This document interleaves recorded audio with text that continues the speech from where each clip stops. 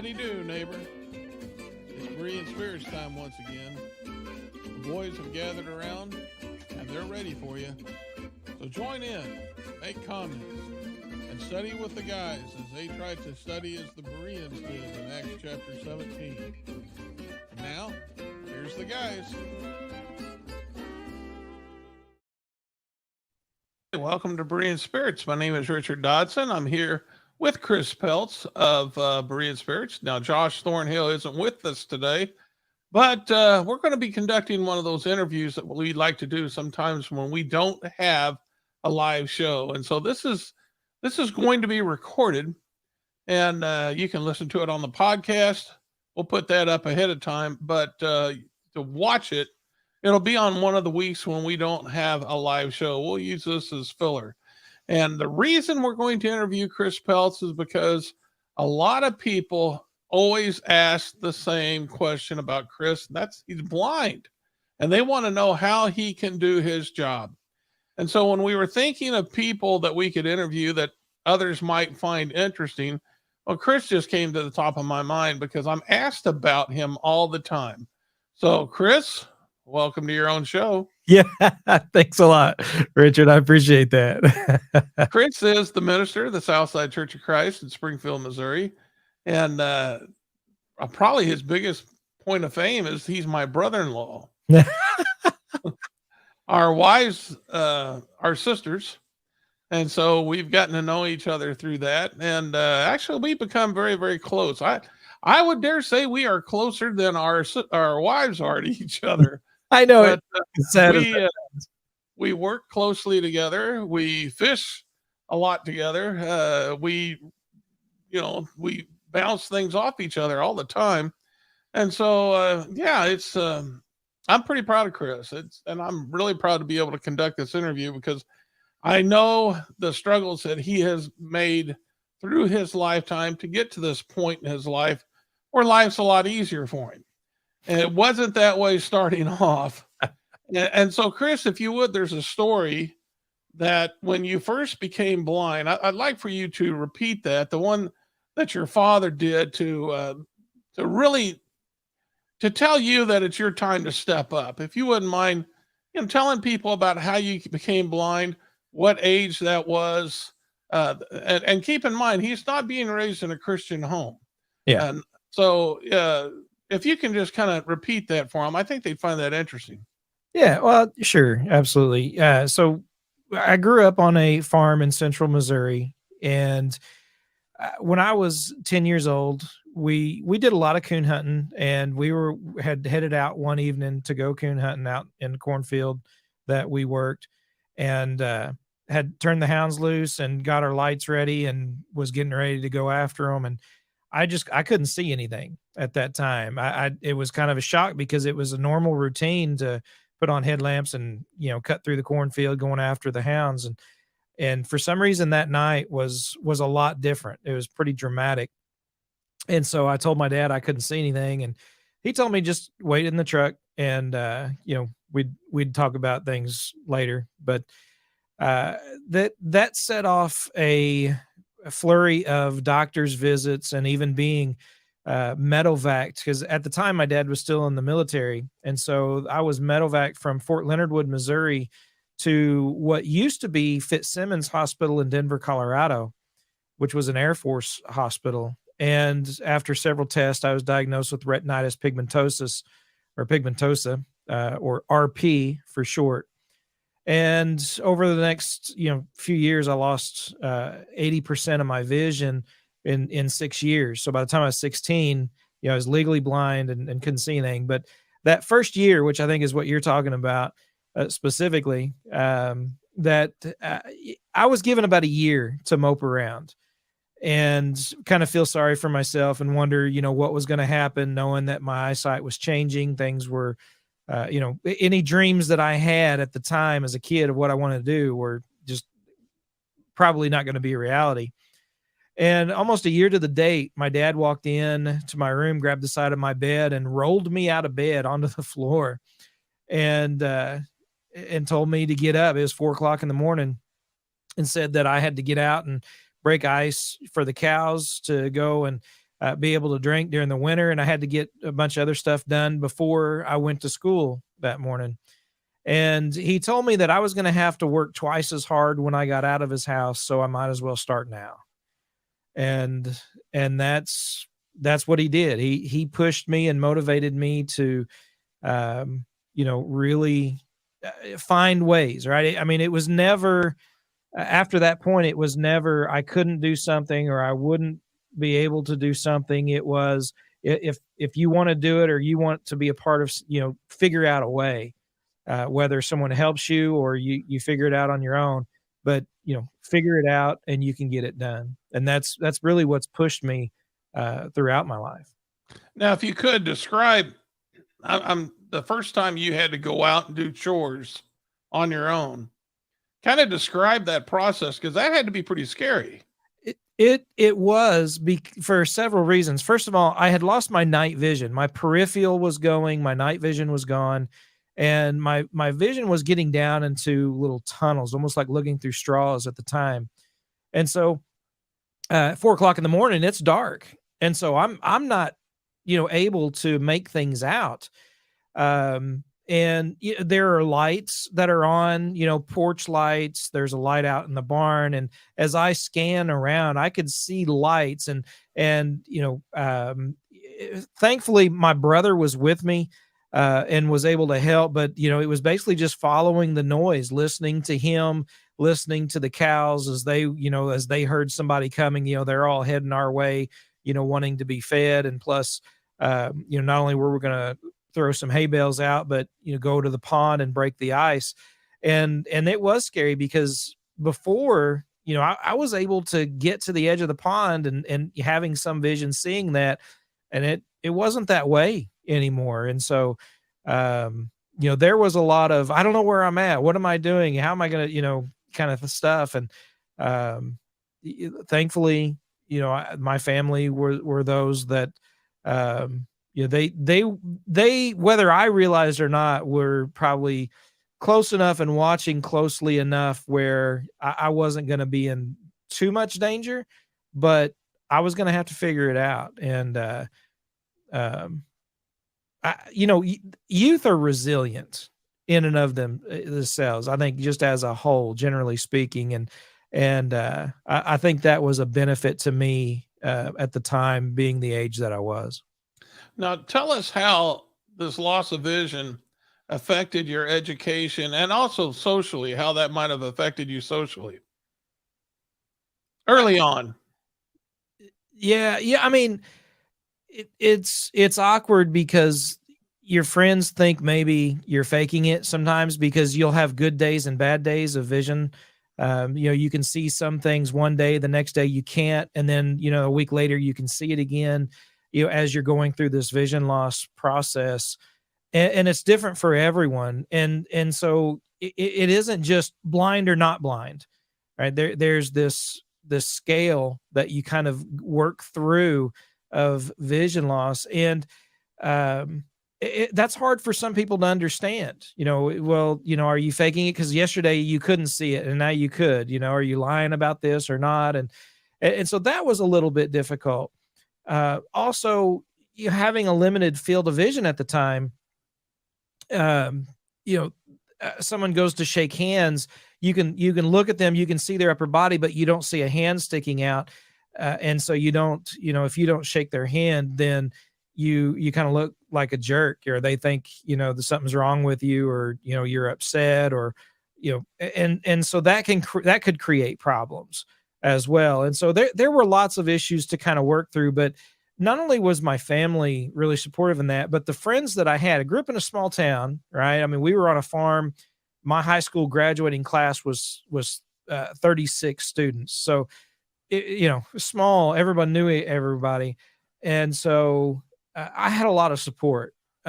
Even though they questioned some things at times, I don't blame them. I mean, going through it, I didn't understand what was happening, but they were willing to push me and help me along. And that was helpful, in developing a sense of humor early was very much helpful as well.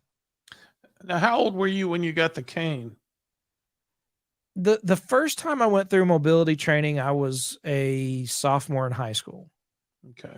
And so that was, but I had enough vision. I didn't really use it. I had training on how to use it, but using a cane is there's a stigma to it, and you have to be comfortable with yourself, and you have to be comfortable with your vision loss, and you have to be willing to put that out in front of people, because really, as you're going through this process, you're trying to hide your vision loss. You're trying to hide where you're at, what you can't see. You don't want others to know that. You try to, what you perceive to be normal, you try to look and act as normal as possible. And so you don't want to use that cane. And That's kind of what I was getting at as a young man, yeah, was the social aspect of it. Were you hiding the blindness, or were you just just putting it out there and letting people treat you as however way they feel like they need to treat a blind person? I hid it. I did it. I did everything I could to try and hide it. And while folks would know, they could say it, but then it would just created some awkward moments for sure. But yeah, I definitely tried to hide it. And even going up, graduating high school, going and taking college classes, it was difficult because again, I didn't want to use my cane, and I would be around some folks at times who didn't want me to use my cane, right? That they were kind of ashamed as well. Not everyone, not the majority of folks, but there were a few. And so, yeah, I definitely tried to hide it and not be a part of it. And that's kind of the interesting thing, because if you were to ask me now, if someone comes to me who's suffering, going through vision loss, I'm telling you, use your cane, get it out there, use it. It not only lets people know that you have a visual impairment, but it's for safety, right? It creates a safer environment for you with that cane and using that cane properly. But then it raises the question, I didn't take that advice. I was told that very same thing. And I would tell someone that today, but sometimes we have a hard time taking our own advice on a lot of issues, whether it's religious or not. And so that can be a hard pill to swallow. Well, especially for a young teen. Yeah. But now you reach 16 and all your friends are getting their driver's license and cars. That had to be a very disappointing time for you, knowing that you're not going to be able to drive. Yeah, it was. I mean, I drove tractors and 3-wheelers and 4-wheelers on the farm, drove the farm truck, and my friends, we'd get out on gravel roads and they would let me drive. But yeah, I wasn't able to get a license, and that was difficult. It was difficult living out in the middle of nowhere, right? I mean, literally 5 miles from a paved road. And so for my friends to come out to get me, they weren't anywhere close. Yeah, their freedom was enhanced, and yours was not growing, and so Exactly. that would have been very disappointing, I would think. It was. It was a struggle. It was a struggle, but at the same time, maybe jumping ahead, some people will ask you, is it better to lose your sight or never to have had it? Well, I'm very blessed in what I had and able to see, and know what certain things look like. People can describe them. I know what they're talking about. And so I think for me, I'm happy and feel very blessed that I was able to see, and then lose it rather than never to have seen it all. But reverse that, when it comes to driving, I never knew what it was like to have that complete and total freedom and then lose that. And I'm kind of thankful. I think that benefited me, not having to give that up or have it taken away, as just rather as never to obtain it at all. Now, you went to public school. I did. Were there any changes that had to be made to help you along the way, or how did they go about teaching you? Yeah. Yeah. I mean, there were changes. They were, making things in audible format rather than, print. having someone read to me if it wasn't recorded. So those types of things. Sometimes a little extra time to get to a class, because if I had to go outside and then come back in, my eyes would take a very long time to adjust from sunlight to indoors. And my eyes, sometimes it might take 10 to 20 minutes for my eyes to adjust. And so sometimes I would be allowed a little bit more time in that respect.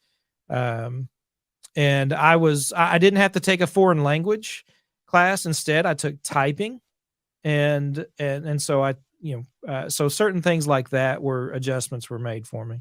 Now, how old were you when you started to learn Braille? Well, I started to learn Braille the first time while I was in high school, but I had enough vision I would look at it, and so I didn't rely upon the feeling and actually learning it that way. And so I actually had to learn Braille 3 different times. The first time it was in high school, but I didn't use it. I didn't want to use it because I kept denying that I would need it. The next time was around 2000, 2001, actually in Louisville, Kentucky. And I knew I was going to need it. And so I learned it. But then with all the technology, computers and screen readers, I didn't use it and kind of lost it again. And then in 2009, I learned it again. I've been using it ever since. Now, you went to college. Did they make any special allowances to help you with your blindness? There was one teacher that did, but there was some other professors who did not. And that I didn't finish college because that was partly why. It was a huge struggle at the time. I actually attended 3 different universities, and it was just one struggle after another dealing with professors. Things have come a long way since then. I mean, we're talking mid 90s when that took place. But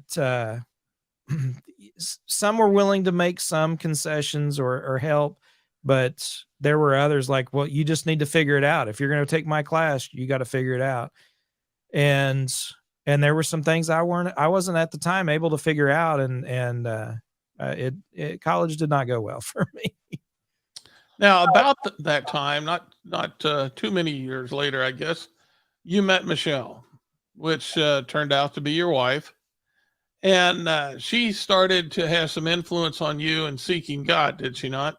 Yes, she did. Can you kind of discuss that a little bit? Yeah. I mean, I was, in a point in my life, 20, 21 years old, and I wasn't happy. All right. I mean, there was some pretty, there was depression for sure. Right. There was some struggles. Again, I had some great friends, surrounded myself with some people that were encouraging and wanting me to be involved in things, but it was difficult. And I knew I wanted to make a change in my life. I knew that I needed something better. I wanted something better. And I started looking around with religious things and talking to people in various religious groups. But then one day I actually went to get to a job interview, and it was Michelle. She interviewed me. That's where I met her. She interviewed me for a job. And it was a few months later, she called me into work, and, we started dating, and then, she invited me to church, and it took a little while to go, because my experience was there was a lot of hypocrisy in the world and in religion. And she came over one Sunday afternoon and said that the preacher is doing a 2-part series. In the morning, he preached the first part and on hypocrisy, and was going to do the next one that evening. And it was hypocrisy in religion. And that got my attention. And so I went that evening and started attending and listening and asking questions and studying the Bible. And September of 96, I obeyed the gospel. Okay. Now, you already believed in God, though, before you met Michelle. Yeah, I would say yes. Had no idea other than, I had family who were Catholics. I had family who were in the Assemblies of God, some who were Baptists. And so, I had an idea and believed there was a God, but I had no idea, Were you were you all bitter at God at all about your blindness? no, Okay, I well that's really good. wasn't. Okay. No. Well, now you become a Christian. You and Michelle get married, and of course that's when I come in to view on that. But you move up to Kansas City, and I always love telling this because people look at Chris now and they listen to him, and I always tell them there was a time when I had to go to Chris's apartment and beat on his door to wake him up to go to church, or go afterwards because they didn't come, and beat on his door then. I've seen Chris grow quite a bit, and one day Chris calls me, and this is after they moved out to what was it? Where were you at out No. there? Belton. That's right. They were out at Belton, and Chris decided he wanted to preach the gospel. Why don't you tell us a little bit about that and your decision to do that? Yeah, yeah. I mean, Richard's right. I mean, he definitely banged on my door a few times, and because we needed to go or didn't go, and we were attending there at Kearney, where Richard's at now. Even back then, I mean, think about that. That was in 1997. Well, So thank you, Chris. that's been a while. Well, they love me. That's right. And so we moved to Belton and started attending a church down in Raymore. And the young man preacher, younger than I was at the time, by a couple of years, but he wanted me to fill in a class, and then he wanted to help me get an invitation together. And so I started working on an invitation. Here's where things get a little confusing for me, and between my story and yours, I guess, because I remember Mark helping me get an invitation worked up, and as we're going and we keep adding to it, and he's like, pretty soon this is a sermon, not an invitation.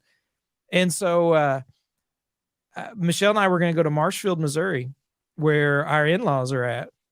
And we were telling them what I was doing, and our father-in-law, Lloyd, he's like, well, why don't you just preach down here? A lot smaller group, and it maybe not as intimidating to you. And so that's the first sermon I remember giving. Okay. All right. I know you have a different take on my first sermon, but that's the first. We'll go with that. That's the official account. Okay. Well, that's the first sermon I remember giving. And when I was done, when I went out and I got in the car after services, and Michelle came in, and I told Michelle, I know what I want to do. I want to preach. And that's where we started looking for opportunities, churches that had either training programs or, a means for me to, start that journey. And I remember calling you up and telling you that I wanted to preach, and you weren't too keen on the idea. No, I really wasn't. He had a good job. He had a very good job for a blind person, and he had responsibilities. He had a family. Jacob was born at that point, and so he had a lot on his plate. And I was fearful that he would give up a good job and then pursue preaching and not like it. But and I'd heard him preach, by the way. I'd heard that sermon. And so, I wasn't I didn't have the confidence that he had. Let's put it that way. But he did go to Louisville, Kentucky. Yeah. With the Taylorsville Road congregation. And you worked there alongside John Humphreys and learning how to preach, did you not? Yeah, that's right. I was the third person. They began a 2-year program. I was the third young man to come to that congregation to work with them with the understanding I would work alongside John Humphreys for 2 years, learning, growing, getting experience. And after a year and a half there doing that, the elders came to me because they knew, I knew my 2 years was up. I was going to have to start looking for another place to move to and preach full time. And they came to me and offered that actually that we would stay with the church there full time as a second evangelist and give John more opportunities for writing, which he's written commentaries. He's would travel to India every year, and give him more opportunities to do that. And so we ended up being in Louisville for 5 years. Now, I want to kind of jump ahead a little bit because you did move from Taylorsville Road. Eventually, you moved to, I can't remember all Jeff the places. City. Jeff City. You started a congregation there. Yep. And then someplace down in Tennessee. Well, before that, you went to Colorado, wasn't it? No, we went to Tennessee first. Okay. And then we went to Colorado, and we went back to Tennessee, and then ended up here back in Springfield, Missouri. Now, Chris has worked a lot in radio. In fact, if you watch Berean Spirits, we always have Chris take the lead on Berean Spirits, and that's because of his experience in radio. He's had so much of it. Now, a lot of people don't realize this about Chris. But he worked a radio show in Louisville, Kentucky, but he also worked one in Colorado. Mm-hmm. And with that, you got to learn to think on your feet, don't you, Chris? Yeah, that's right. I mean, it was live call-in radio programs that were Monday through Friday. And yeah, you never knew what people were going to call up and ask or say or anything. And so you had to think on your feet. Now, there's one story I'd like for you to tell us about that relates to the radio show. There was an individual who called in who was upset with you about spiritual gifts. He believed he could perform miracles today, or gift of healing, I guess it was. And you kind of had a way of putting him to the test. If you might, if you remember that story, why don't you tell us that? Well, this individual and this was in Colorado, and he definitely claimed, he had miraculous spiritual gifts, and there was a walk that was happening in a park in near downtown Denver for the blind and visually impaired. And I just told, if you have this ability, go down there, meet with these folks, right? Heal them. If you have that ability, go and do it. Show us and prove it. And I said, if you don't want to go there, because I never told anyone on the radio programs that we did that I had a visual impairment or that I was blind until my last little bit there, which this was towards the last end of the Louisville or the Denver program. But I had pointed out, I said, every day there's a guy who's blind that walks out of this building, the radio station. You come down here and heal him if you want. But I never said it was me. Well, this individual on air said that God had spoke to him and told him that God wanted this man to heal the blind man that I was talking about. I was like, okay, all right. Well, I said, let's, after the program, let's talk. And so after the program, we touched base, and we agreed to meet at our church building there in Denver, and he still didn't know who it was. And when he showed up, there I was with my cane. Well, actually I had a guide dog at the time. So I was there with a guide dog, and he was a little taken back. He was a little shocked that it was actually me, but he attempted to heal, to pray and lay hands on both him and his wife, and they failed. And he made several claims. He never claimed that I didn't have enough faith to be healed, but he did claim that I actually was healed. It would just take a little bit of time for my mind to catch up to what my eyes were now able to do. And He was just false, right? He was a false teacher, false prophet. That's not the way Jesus did it. No, it's not. And a few weeks later, it was probably a month later, I would say, because he didn't call the radio program for a very long time. Well, he called one day on the air, and he made this same claim of being able to do that. And that's when I let it out. I told him, I said, listen, I want all our listeners to know that he's attempted this. He attempted it with me, and he does not have these abilities. He's a liar. He's false. And we received letters threatening to be sued and all kinds of things. And so he was banned from the program. I think he was one of the only people we ever had to ban from that program, because he was threatening to sue us. And so we just said, you're not going to be able to be on the air anymore. Now, you brought up the guide dogs. I believe you've had 2 guide dogs in your life. I've had 3. Has it 3? Yeah. You've used those dogs at church before, going up in the pulpit, things of that nature. Yep. Do the brethren have you ever felt any feedback from the brethren in a negative sense? Yeah. There has been. There have been some who thought it was a huge distraction, and didn't like it. Probably, the minority of folks, not the majority of folks, but at least that have expressed it. There are some who, said it's a really big distraction. But the thing about the dogs, as far as preaching, since I started preaching, I've only had 2 dogs. My first dog retired before I started preaching. The other 2, the first one was Gregory, and he would get me up to the pulpit, and he would lay down and he wouldn't move. Now, I would say in 6 years that he worked with me, that there may have been half a dozen times where he stood up, maybe stretched or turned around and laid back down at my feet while I was preaching.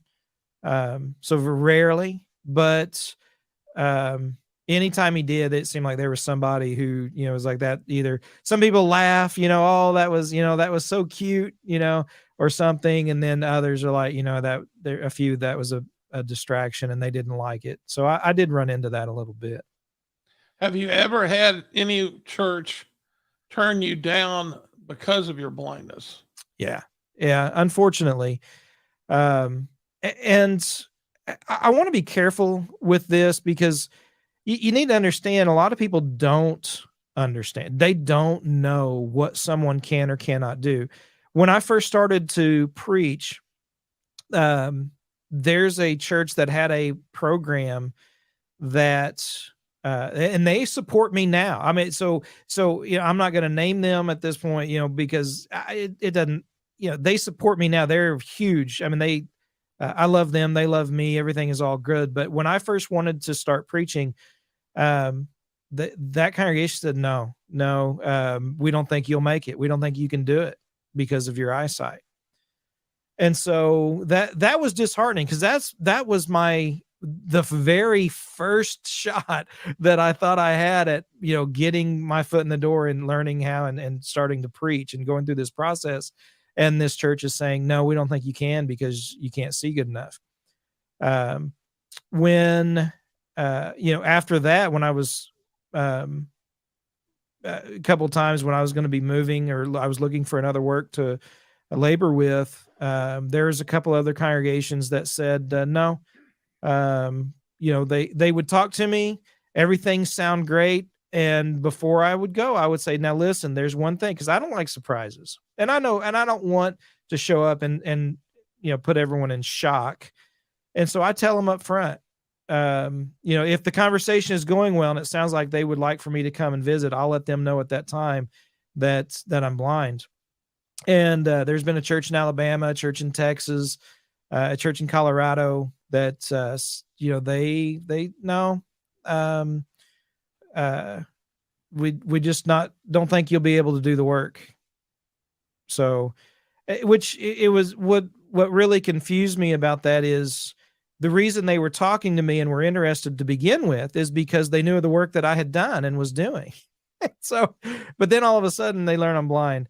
Now, with that said, one congregation got back with me a few months later and apologized and said, after talking to other people, places I've held meetings and things, and like, we really messed up. We should have had you come down here. But yeah, I've run into that. I'm not the only blind preacher.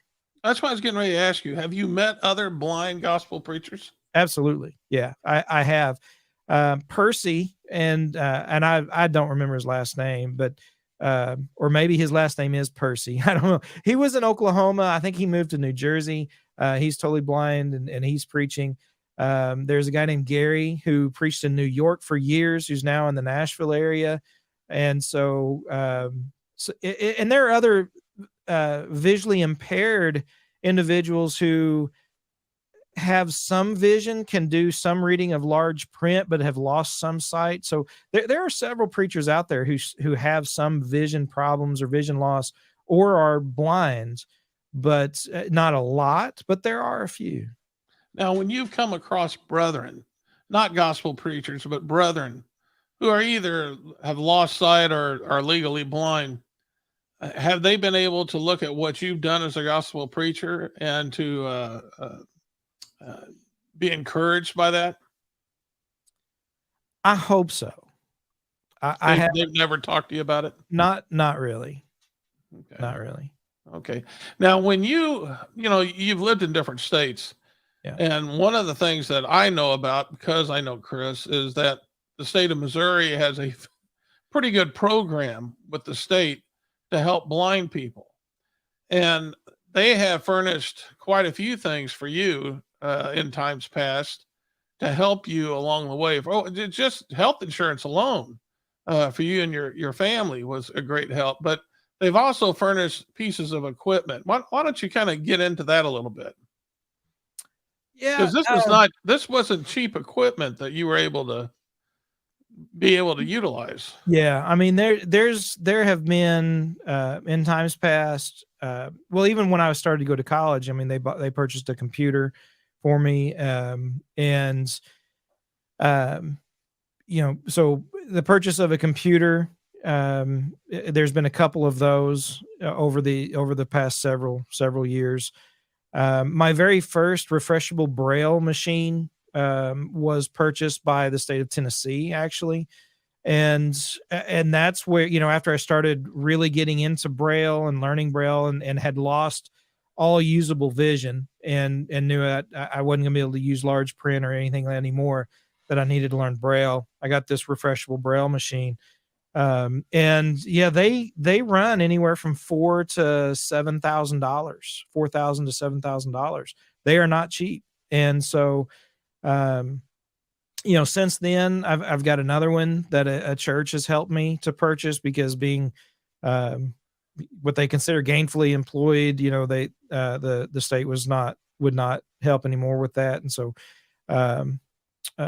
a congregation was kind enough to help me once one unit went out, because it was going to be, $5,500 to get a new one. They're not cheap. There is what we often refer to as a blind tax on equipment, because it's not a huge market, right? You don't create these things in bulk like you do anything and everything else. When you talk about doing things for those who are blind or visually impaired. And so, for that kind of equipment, there is a huge cost up for it. Now, where you're at now at Southside is so useful to you. You live right next door to the building. Right. And so it's a great spot for you to be able to preach the gospel and also to be able to utilize those programs that the state of Missouri offers that not every state offers. So you're in a great spot for you. Yeah. People have asked me how you could possibly take notes, or do you have notes when you're preaching? And so I know your wife does your PowerPoint slides. That's one thing that I know about, but can you describe that little machine that you use when you do use notes, what that actually is and how it works? And I don't know if you can see this. Hold it in front of your face. It's what? If you can hold it in front of your face. Yeah. There you go. Now we can So, see it. this down here is refreshable braille, and it's turned off right now. I don't It's moving. yeah. So it moves, and that allows me um to have notes. I can put notes in this and then read it. I'm not good at braille. So After 50 years, who would expect you to be? yeah, at least almost. Yeah. I'm joking. Almost. But so I have No, what are you, 48? Yeah. Okay. Yep. Yeah. I had to think about that. Yeah, that's right. But as far as my notes are concerned, I have keywords and phrases and maybe a scripture reference, like the, 1 Timothy 3:16, whatever. But I don't type out the whole text because I can't read fast enough, right? So the braille notes are there just as a guide to keep me on track and just keywords to help me remember what it is I wanted to say. Now, there's one thing I do want to share that I know about Chris, and this what I want to get. This what I want him to discuss when talking about his preaching, because he's blind, his other senses he has to use, and he uses them more than what people do with sight. And I'm going to give you an example. And this is why you should never just take Chris for granted and think he's helpless. If Chris and I are, in a room somewhere, and I pour him something to drink, and I leave it on the counter, and then I leave the room for a minute, Chris will get up and he will walk to the counter and he will grab that drink and then go back to his chair and sit down and drink it. Now, how does he do that? Because he listens. He will listen to me grabbing a glass. He will listen to me pouring it. He will listen to where I set it down. And then he'll also know, because my voice is trailing, he knows I left the room. And so then he will make that decision to go get the drink. That's how he uses his senses.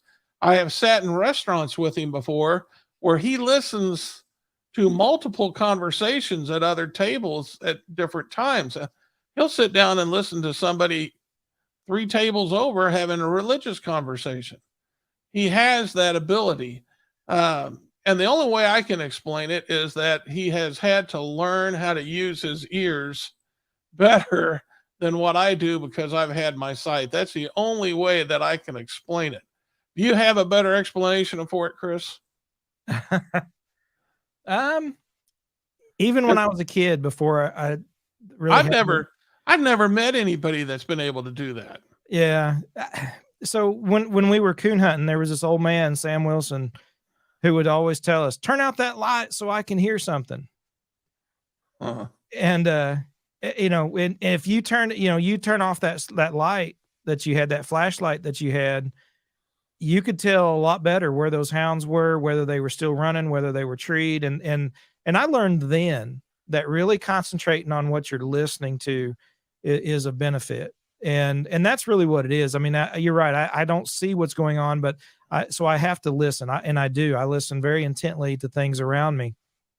Sometimes crowded and loud rooms are very hard because it's just an overload of noise, and that can be very difficult. But yeah, if I hear keywords or little phrases, somebody having a religious conversation, I listen in, because if I can find an opportunity to go over and talk to them, I'll do that, but yeah, I listen to everything going on around me. Something I've also noticed is that when we're listening to somebody, we're just listening to a sermon, you will hear things more precisely than what I hear them, because you are listening so more intently. I mean, I can't remember how many times Chris will say, "That guy said that."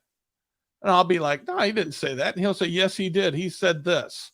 And I'll go back and listen to the tape and I'll hear it. I'll listen. I'll think, yeah, he really did say it. So Chris listens. And so if you're talking to Chris, which is a big, big benefit for a preacher. When you're talking to Chris, if he's trying to teach you the gospel, and the important part of teaching the gospel is listening. Because if you're just telling somebody something, that's just information. You got to tell them what they want to, what they're searching for. And so Chris listens, and he listens intently so that he can be able to, fill in the gaps of their faith. And so that is a big benefit, I would think, is your ability to listen. And there's a few times where the difficulty is, and I just mentioned this, in fact, in last Sunday's sermon, but we're at a Bible study, and my wife, we've you kind of get this little code between you and your wife. My wife will reach over and tap my knee or squeeze my knee or something, and I know then to stop because she's reading the faces of the people, right? She sees their expressions, and so I need to slow down, I need to stop, or I need to take a breath or whatever, and so she picks up on some of those visual cues that I can't pick up on. But I have people talk to me, tell me things, I ask questions, and I listen to their responses because that's you learn so much about them, about what they believe, what they know or don't know. They'll tell you if you'll just listen. These microphones that Chris and I are using are bought from the same store. Chris found them. Chris learned how to use them by reading and listening to the instructions. And then he taught me and Josh Thornhill. StreamYard, this is the platform we use there, this program. Same thing. Chris listens intently to instructions. In fact, I have told people over and over again that if they're trying to learn something, they need to talk to Chris to find out if he's already done it, because he just thoroughly learned something before he delves into it. And it's just something that I don't know if it's part of his personality, but I do believe it was influenced a lot by his blindness and his need to listen. Now, one other thing I want to address, because we're kind of running out of time here, but your memorization. Anyone who's watched Berean Spirits for any length of time knows Chris can just whip these passages out so much better than me and Josh. Chris doesn't do any preparation for the show at all. When we about 10 minutes before the show, when we're getting ready to go on the air, Chris he'll be trying to wake up, and then he'll say, "What are we doing the show on anyway?" He doesn't even know, even though he's going to run the show, he doesn't know what it's about. And so he just goes. What you see on Berean Spirits when Chris is doing it, that's Chris. And when he whips out a passage, that's straight from his mind. He knows where these passages are. I've only known one other person that has been able to quote the Bible as good as Chris, and this one was probably better, and that was the late Homer Haley. But Chris is amazing at being able to remember passages. And so that has helped Chris a great deal as a blind gospel preacher, is memorizing those passages. But Chris, we're about ready to sew this up.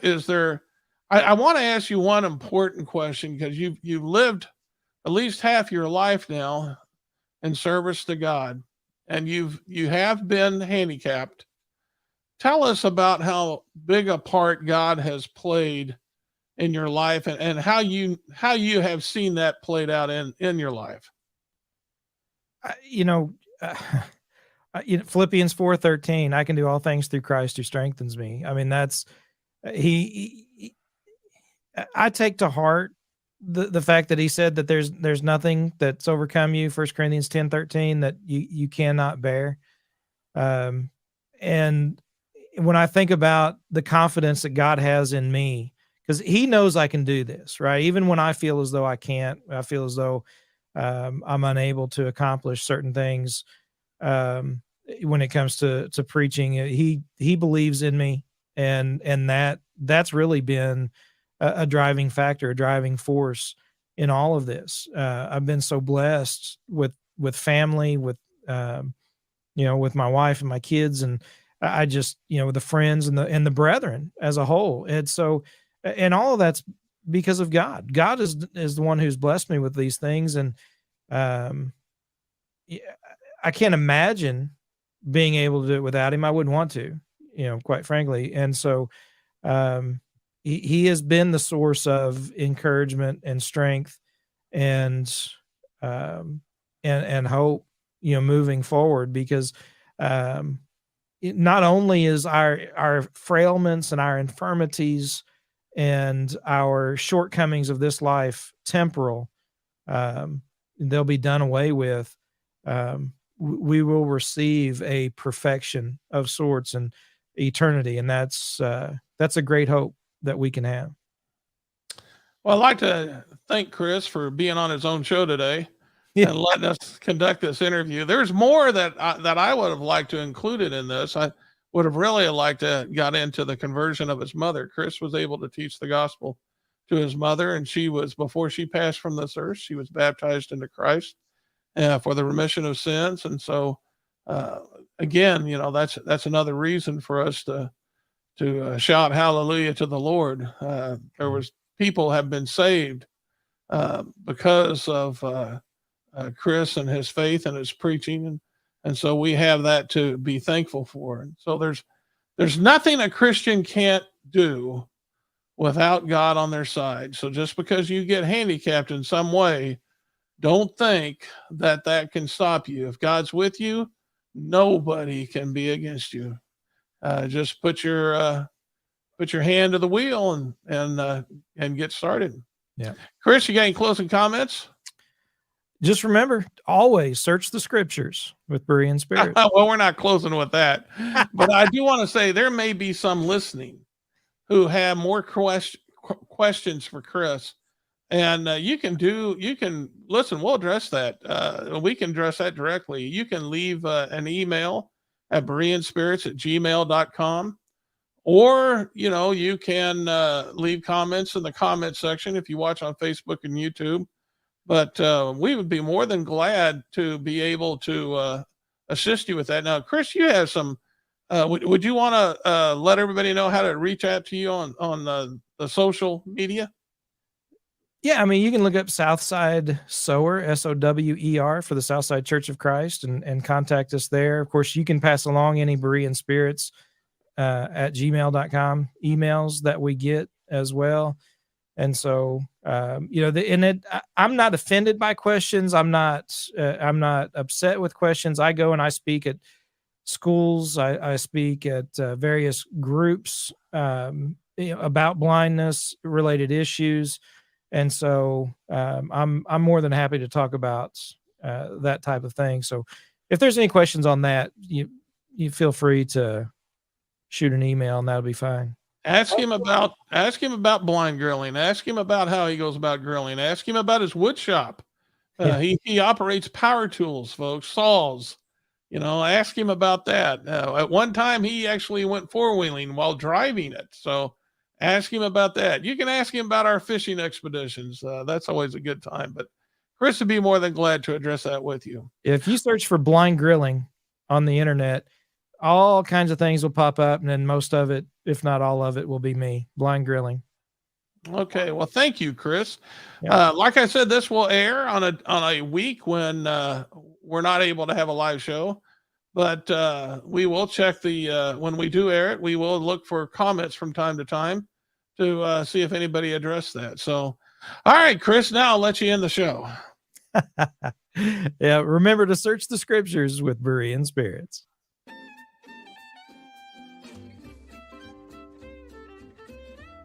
Well, folks, that's all for today. Don't worry. Lord willing, the guys will be back next week for another Bible study on Berean spirits. Until then, let the guys hear from you. Drop them some email at bereanspirits@gmail.com. They'd love to hear from you.